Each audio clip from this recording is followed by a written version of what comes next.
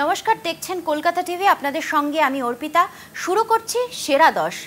এই মুহূর্তে যে খবরে নজর রাখছি, পুলিশ ও সরকারি কর্মচারীদের জন্য কড়া নির্দেশিকা দিলেন মুখ্য সচিব। সব দফতরের সচিব ও জেলা শাসকদেরও নির্দেশিকা। মুখ্য সচিবের নির্দেশিকার কপি কলকাতা পুলিশ কমিশনারকেও চাকরিতে ফাঁকি না দিয়ে কাজে মন দিন স্বচ্ছভাবে।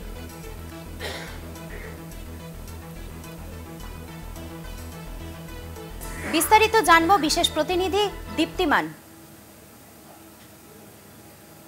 একেবারেই দেখো, আজকে যে নির্দেশিকা দেওয়া হয়েছে সেখানে স্পষ্টতই বলা হয়েছে সব সরকারি কর্মচারীদের জন্য এই নির্দেশিকা দেওয়া হয়েছে এবং সেখানে বলা হয়েছে চাকরিতে ফাঁকি না দিয়েই কাজে মন দিন এবং যেখানে যেখানে অফিস চলাকালীন নিজেদের কাজ দায়িত্বের উপরই মনোনিবেশ করতে বলা হয়েছে। এই কিছুদিন আগেই লোকসভা ভোট হয়েছে এবং তারপরেই যে ভোট বেশ কয়েকটি জায়গায় উপনির্বাচন ছিল, সেই উপনির্বাচন শেষ হয়েছে, যার জন্য অনেক উন্নয়নমূলক কাজ কিন্তু স্থগিত হয়েছিল, আটকে পড়েছিল। সেইগুলোকে যেন পাইপলাইনে নিয়ে আসা হয়, সেই জন্যই এই নির্দেশিকা। শুধু পুলিশ বলে নয়, রাজ্য সরকারের যত কর্মচারী রয়েছেন সবাইকে এই নির্দেশিকা দেওয়া হয়েছে।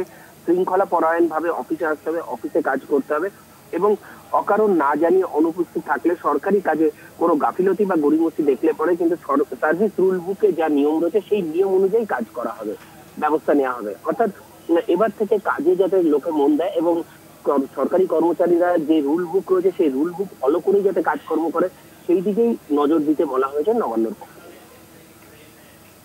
ধন্যবাদ। আমরা এতক্ষণ কথা বলছিলাম দীপ্তিমানের সঙ্গে।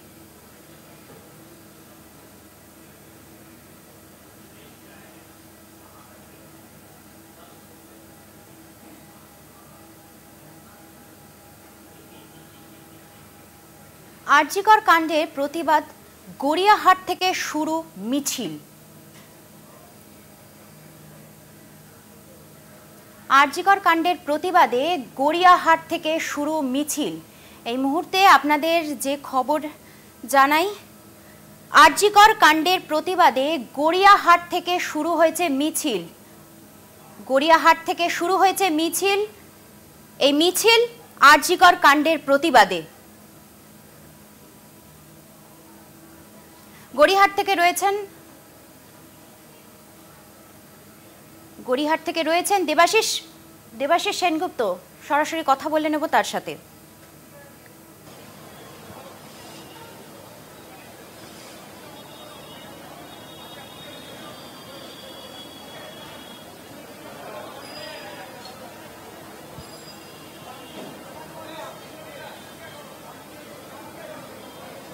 হ্যাঁ বলো, কি কথা বলবে বলো।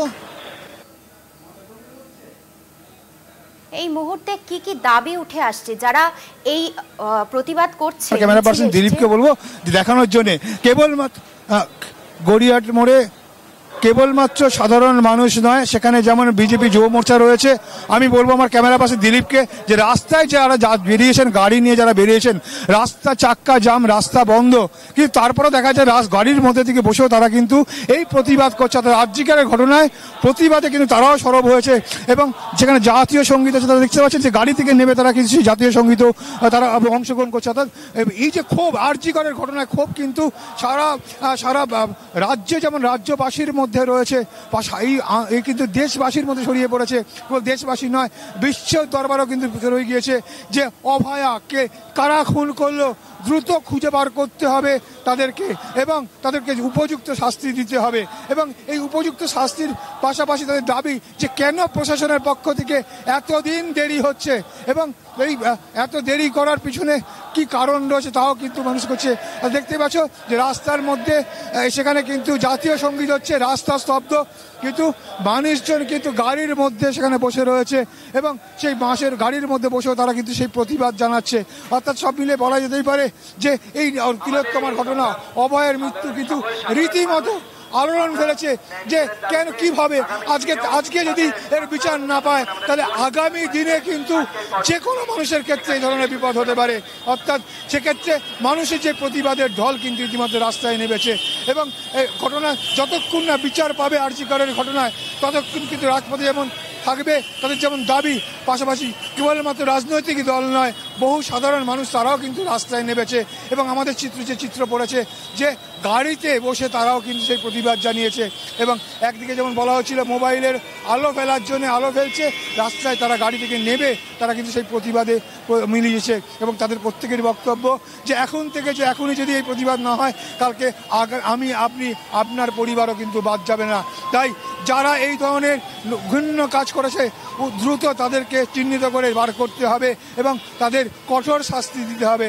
ইতিমধ্যেই রাজ্য সরকারের পক্ষ থেকে কিন্তু বিল পাশ করা হয়েছে যে এই ধরনের ঘটনায় দোষীদের কঠোর সাজা, অর্থাৎ অনেক ধন্যবাদ তোমাকে। যে মানুষ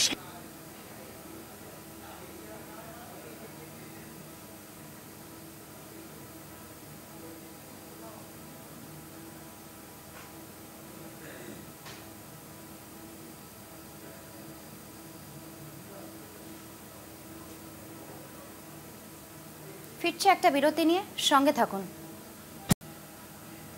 বিরতির পর যে খবরে নজর রাখছি, ৩০ দিন অতিক্রান্ত, বিক্ষোভ প্রতিবাদ বিচারের দাবি, তদন্ত কত দূর, পুলিশ সিবিআইয়ের তদন্তে কি উঠে এলো, বিচার কবে মিলবে সেদিকেই তাকিয়ে গোটা দেশ। ডিএনএ রিপোর্ট সঞ্জয়কে দোষী প্রমাণ করলেও নেপথ্যে কি আর কারোর হাত রয়েছে? আর কাউকে কি গ্রেফতার করবে সিবিআই? নজর সেদিকেই।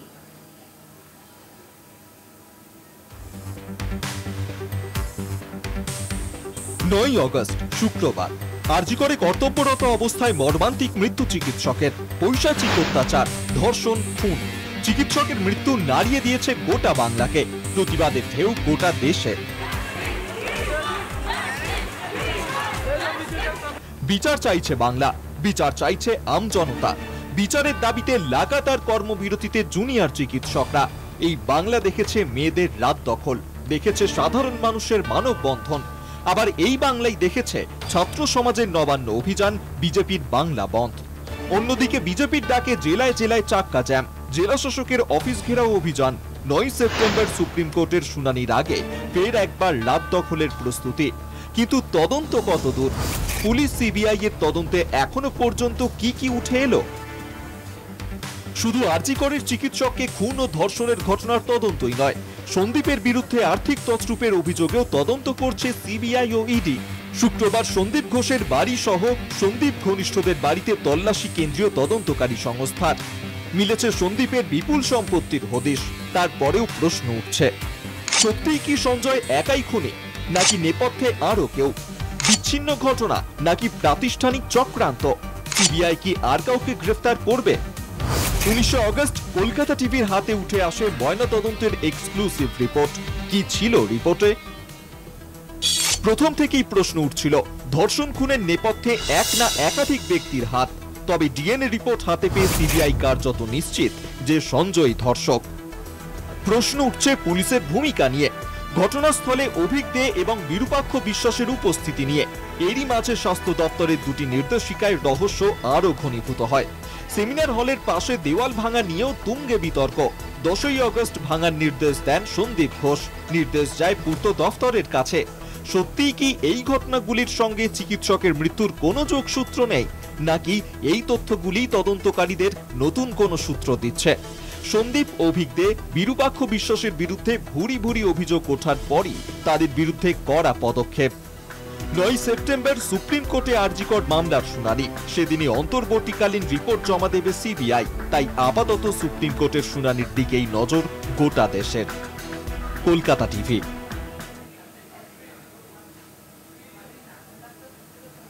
একজনের ওপর অন্যায়ের বিচার চাইতে অন্যের ওপর অবিচার। বিচার চাইছেন আরেক সন্তানহারা মা। প্রতিবাদে বিক্ষোভের মাঝে পড়ে প্রাণহানি যে কখনোই কাম্য নয়, সে কথাই মনে করিয়ে দিচ্ছেন একের পর এক শোকস্তব্ধ পরিবার।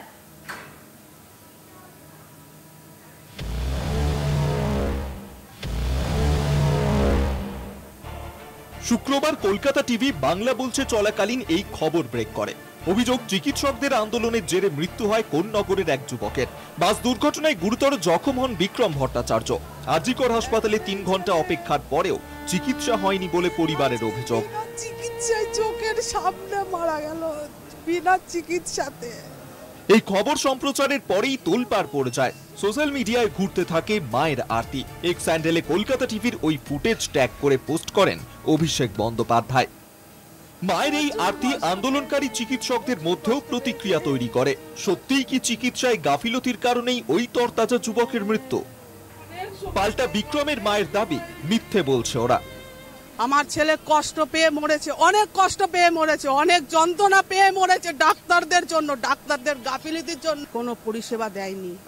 আছে ডাক্তাররা মিথ্যা কথা বলছে, ডাক্তাররা মিথ্যা কথা বলছে। আরজিকর কাণ্ডে নির্যাতিতার বিচার চেয়ে প্রায় 1 মাস দীর্ঘ আন্দোলন দেখেছে কলকাতা সহ গোটা রাজ্য। ছাত্র সমাজের নবান্ন অভিযানে হিংসা তাণ্ডবের শিকার হন কলকাতা পুলিশের সাইবার সেলের অফিসার দেবাশিস চক্রবর্তী। দৃষ্টিশক্তি মারাত্মকভাবে ক্ষতিগ্রস্ত হয়। দেবাশিস হায়দ্রাবাদে চিকিৎসাধীন। আরজিকর কাণ্ডের বিচার চেয়ে শুক্রবার রাজ্য জুড়ে চাক্কা জ্যামের ডাক দেয় বিজেপি। নদিয়ার ফুলিয়া রানাঘাটের মাঝে 12 নম্বর জাতীয় সড়কে আটকে পড়ে অ্যাম্বুলেন্স। ঠিক সময় চিকিৎসা না পেয়ে মৃত্যু হয় এক অন্তঃসত্ত্বার। প্রায় একই রকম ঘটনার সাক্ষী থাকে কালনার নাদনঘাট থানা এলাকার মানুষ। মহিলার শারীরিক অবস্থা এখন স্থিতিশীল। আরজিকরে নৃশংস ধর্ষণ খুনের ঘটনায় বিচার চাইছেন প্রত্যেকে, কিন্তু বিচার চাইতে গিয়ে অবিচারের শিকারও কি হচ্ছেন কেউ কেউ? প্রশ্ন উঠছেই। কলকাতা টিভি।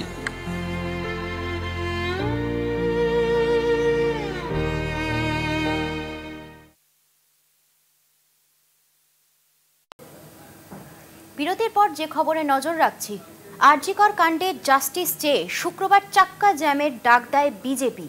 ওই অবরোধ কর্মসূচি কাটল নদিয়ার ফুলিয়ার 4 মাসের অন্তঃসত্ত্বা মহিলাকে হাসপাতালে নিয়ে যেতে দেরি হয়। বিজেপির চাক্কা জ্যাম কর্মসূচি, জ্যামে আটকে হাসপাতালে পৌঁছতে দেরি। হাসপাতালে পৌঁছতেই মৃত্যু অন্তঃসত্ত্বার। অন্তঃসত্ত্বার মৃত্যুতে রাজনৈতিক দরজা। আরজিকরে অন ডিউটি চিকিৎসককে ধর্ষণ করে খুন, বিচারের দাবিতে পথে প্রতিবাদ। শুক্রবার ওই ঘটনার বিচারের দাবিতে চাক্কা জ্যাম কর্মসূচির ডাক দেয় পদ্ম শিবির। ওই অবরোধ আন্দোলনে নদিয়ার ফুলিয়ার কাছে 12 নম্বর জাতীয় সড়কে আটকে পড়ে একটি অ্যাম্বুলেন্স। দুর্গা শীল নামে 23 বছরের 4 মাসের অন্তঃসত্ত্বা ছিলেন অ্যাম্বুলেন্সে। শারীরিক জটিলতার কারণে তাঁকে রানাঘাট মহকুমা হাসপাতালে নিয়ে যাওয়া হচ্ছিল। হবিপুরের কাছে রাস্তায় আটকে পড়েন তাঁরা। সামনে গাড়ির লম্বা লাইন, যানজটে প্রায় 15 মিনিট আটকে থাকে অ্যাম্বুলেন্সটি। পরে বিষয়টি পুলিশের নজরে এলে পিছনের কিছু গাড়ি সরিয়ে অন্য রাস্তা দিয়ে ঘুরিয়ে বের করে দেওয়া হয় অ্যাম্বুলেন্সটিকে। কিন্তু ততক্ষণে অনেকটাই দেরি হয়ে গিয়েছে। হাসপাতালে পৌঁছানোর পরই মৃত্যু হয় অন্তঃসত্ত্বার। একটু তাড়াতাড়ি হাসপাতালে নিয়ে গেলে হয়তো বাঁচানো যেত, আক্ষেপ পরিবারের। অন্তঃসত্ত্বার মৃত্যুতে শুরু হয়েছে রাজনৈতিক দরজা। একজনের বিচারের দাবিতে প্রতিবাদ কর্মসূচি, আর তাতেই প্রাণ গেল এক অন্তঃসত্ত্বার। পৃথিবীর আলো দেখা হলো না গর্ভস্থ শিশুর। বিচারের দাবিতে এ কেমন প্রতিবাদ? প্রশ্ন তুলেছেন অনেকেই। নদিয়া থেকে রূপম রায়ের রিপোর্ট, কলকাতা টিভি।